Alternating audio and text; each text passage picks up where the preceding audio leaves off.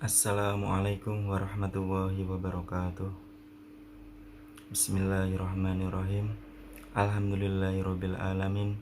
Alhamdulillahilladzi anzala sakinata ila yaumiddin liyazdadu imanan ma'a imanihim. Asyhadu an la ilaha illallah wa asyhadu anna Muhammadar Rasulullah. Allahumma sholli ala sayyidina Muhammadin wa ala alihi wa sahbihi ajmain. Rabbi shrahli sadri wa yassirli amri wahlul 'uqdatam min lisani yafqahu qawli. Amma ba'du.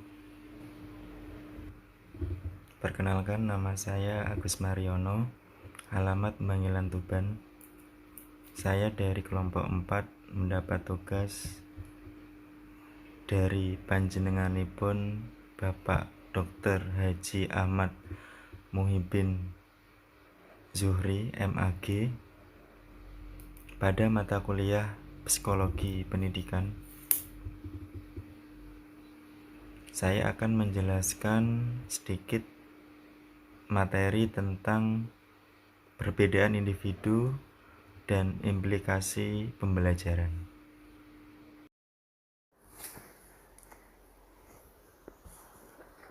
Perbedaan individu dan implikasi dalam pembelajaran. Dari bahasa bermacam-macam aspek perkembangan individu, ada dua fakta yang menonjol, yaitu yang pertama, semua manusia mempunyai unsur-unsur kesamaan di dalam pola perkembangannya. Dan yang kedua, di dalam pola yang bersifat umum dari apa yang membentuk warisan manusia secara biologis dan sosial, tiap-tiap individu mempunyai kecenderungan berbeda. Perbedaan-perbedaan tersebut secara keseluruhan lebih banyak bersifat kuantitatif dan bukan kualitatif.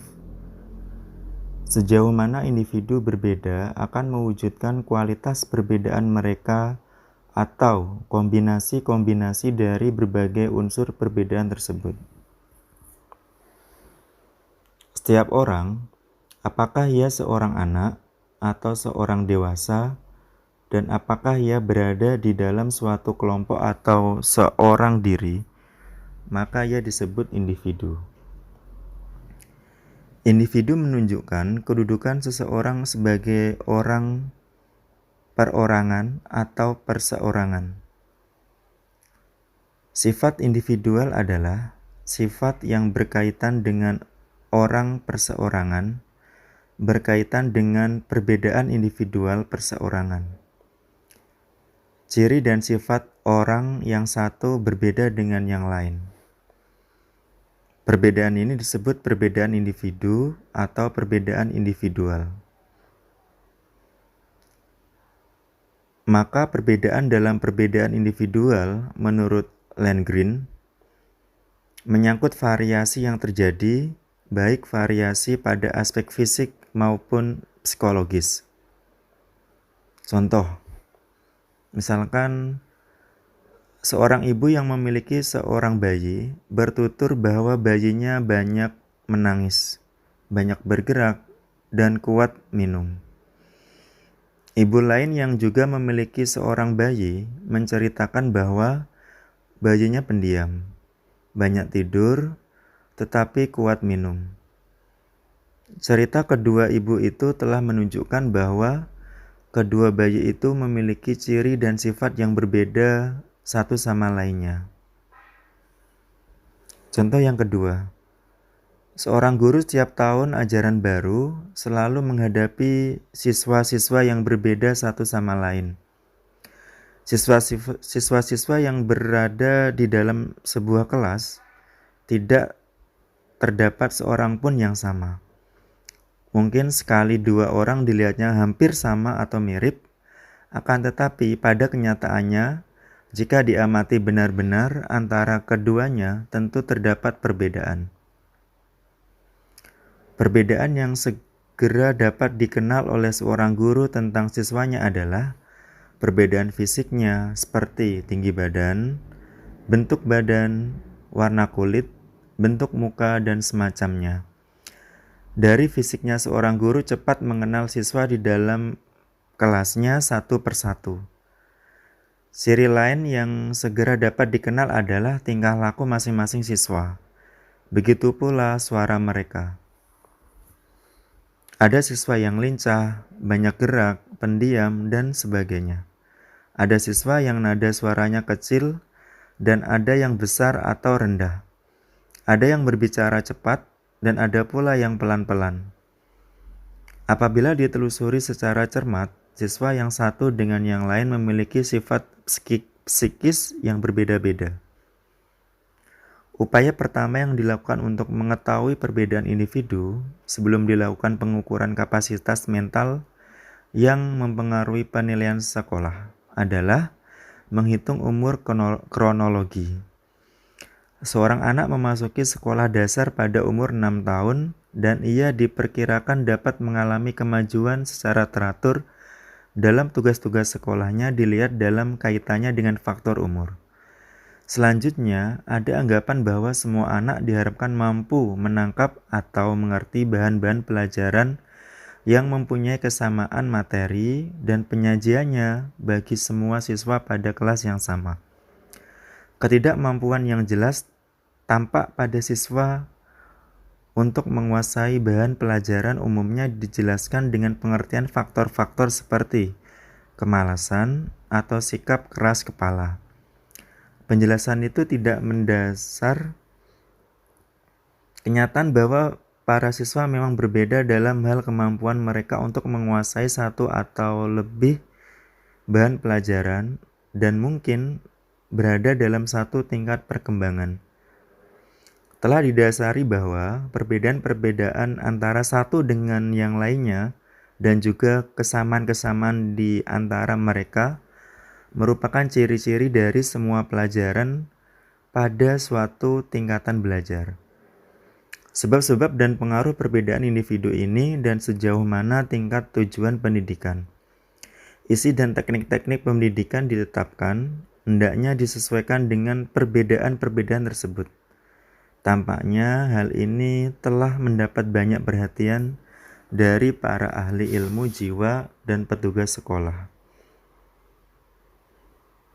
Intelijensi mempengaruhi penyesuaian diri seseorang terhadap lingkungannya, orang lain, dan dirinya sendiri.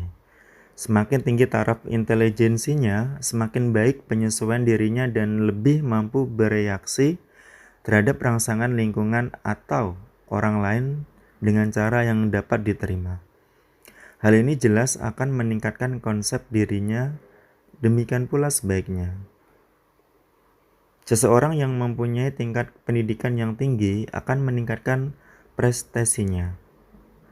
Jika prestasinya meningkat, maka konsep dirinya akan berubah. Status sosial seseorang mempengaruhi bagaimana penerimaan orang lain terhadap dirinya. Penerimaan lingkungan dapat mempengaruhi konsep diri seseorang. Penerimaan lingkungan terhadap seseorang cenderung didasarkan pada status sosial ekonominya. Maka dapat dikatakan individu yang status sosialnya tinggi akan mempunyai konsep diri yang lebih positif dibandingkan individu yang status sosialnya rendah.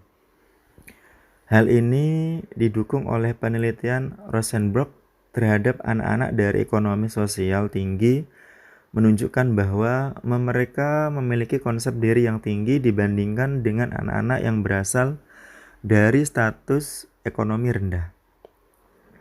Hasilnya adalah 51% anak dari ekonomi tinggi mempunyai konsep diri yang tinggi dan hanya 38% dari anak tingkat ekonomi rendah memiliki tingkat konsep diri yang tinggi.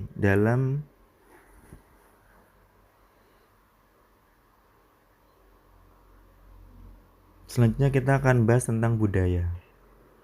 Good enough, Spratly, dan Geertz mendefinisikan arti kebudayaan di mana kebudayaan merupakan suatu sistem pengetahuan, gagasan, dan ide yang dimiliki oleh suatu kelompok masyarakat yang berfungsi sebagai landasan pijak dan pedoman bagi masyarakat itu dalam bersikap dan berperilaku dalam lingkungan alam, dan sosial di tempat mereka berada. Sebagai sistem pengetahuan dan gagasan, kebudayaan yang dimiliki suatu masyarakat merupakan kekuatan yang tidak tampak atau invisible power yang mampu menggiring dan mengarahkan manusia pendukung kebudayaan itu untuk bersikap dan berperilaku sesuai dengan pengetahuan dan gagasan yang menjadi milik masyarakat tersebut, baik di bidang ekonomi, sosial, politik, kesenian, dan sebagainya.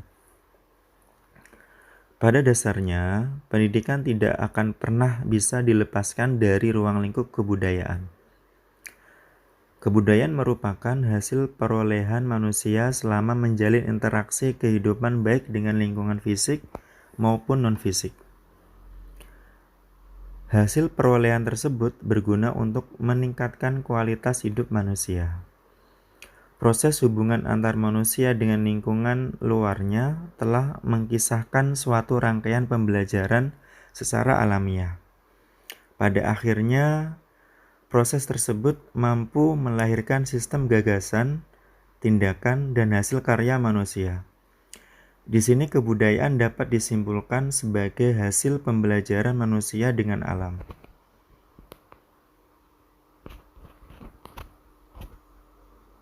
Alam telah mendidik manusia melalui situasi tertentu yang memicu akal budi manusia untuk mengelola keadaan menjadi sesuatu yang berguna bagi kehidupannya.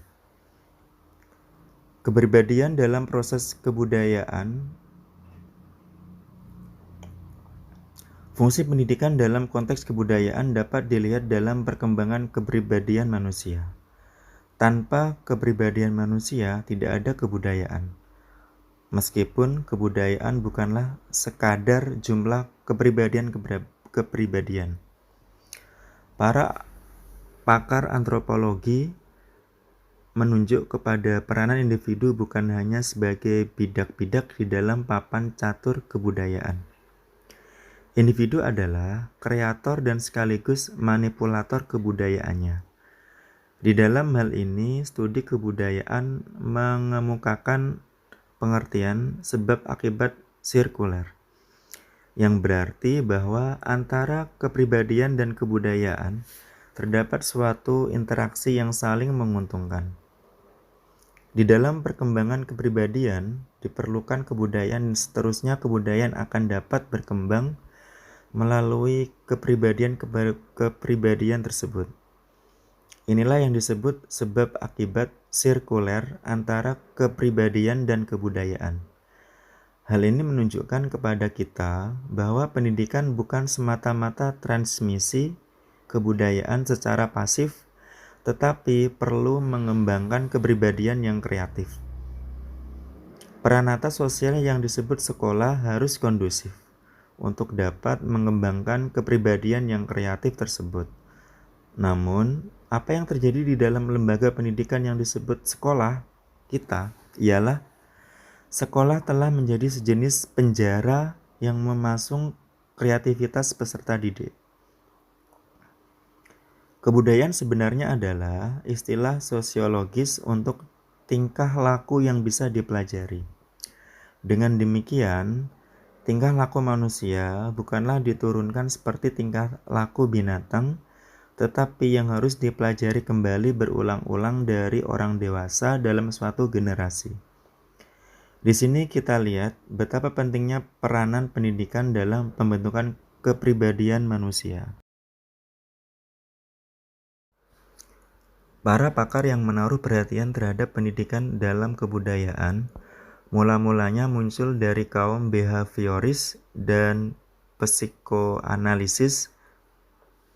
Para ahli psikologi behaviorisme melihat perilaku manusia sebagai suatu reaksi dari rangsangan dari sekitarnya. Disinilah peran pendidikan di dalam pembentukan perilaku manusia.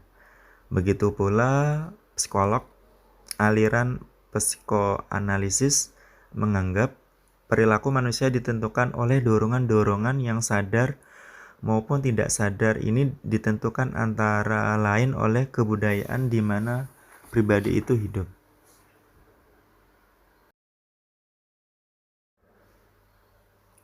John Gillen dalam Tilar menyatukan pandangan behaviorisme dan psikoanalisis mengenai perkembangan kepribadian manusia sebagai berikut.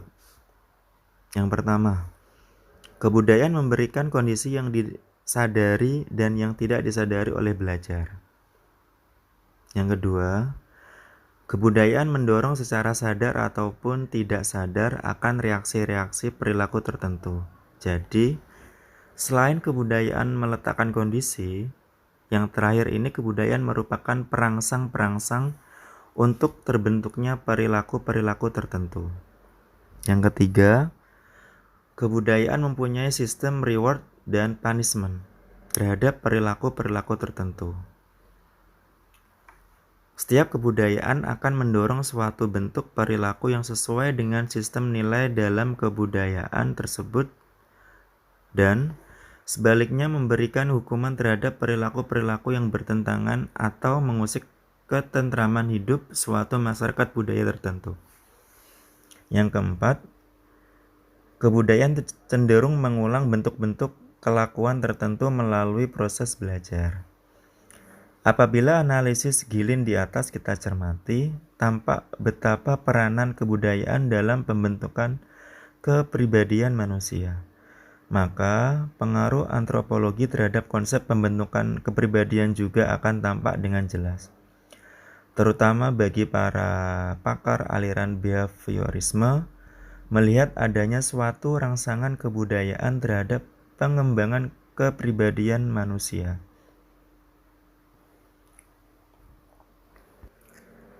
Pada dasarnya, pengaruh kebudayaan terhadap pembentukan kepribadian tersebut sebagaimana dikutip Tilar dapat dilukiskan sebagai berikut. A. Kepribadian adalah suatu proses. Seperti yang telah kita lihat, kebudayaan juga merupakan suatu proses. Hal ini berarti antara pribadi dan kebudayaan terdapat suatu dinamika. Tentunya dinamika tersebut bukanlah suatu dinamika yang otomatis, tetapi yang muncul dari aktor dan manipulator dari interaksi tersebut ialah manusia. B. Kepribadian mempunyai keterarahan dalam perkembangan untuk mencapai suatu misi tertentu. Keterarahan perkembangan tersebut tentunya tidak terjadi di dalam ruang kosong, tetapi dalam suatu masyarakat manusia yang berbudaya. C. Dalam perkembangan kepribadian, salah satu faktor penting ialah imajinasi. Imajinasi seseorang akan dapat diperolehnya secara langsung dari lingkungan kebudayaannya. Manusia tanpa imajinasi tidak mungkin mengembangkan kepribadiannya. Hal ini berarti apabila seseorang hidup terasing seseorang diri dari nol di dalam perkembangan kepribadiannya. Bayangkan bagaimana kehidupan kebudayaan manusia apabila setiap kali harus dimulai dari nol. D. Kepribadian mengadopsi secara harmonis tujuan hidup dalam masyarakat agar ia dapat hidup dan berkembang.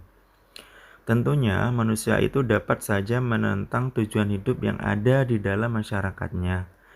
Namun demikian itu berarti seseorang akan melawan arus di dalam perkembangan hidupnya.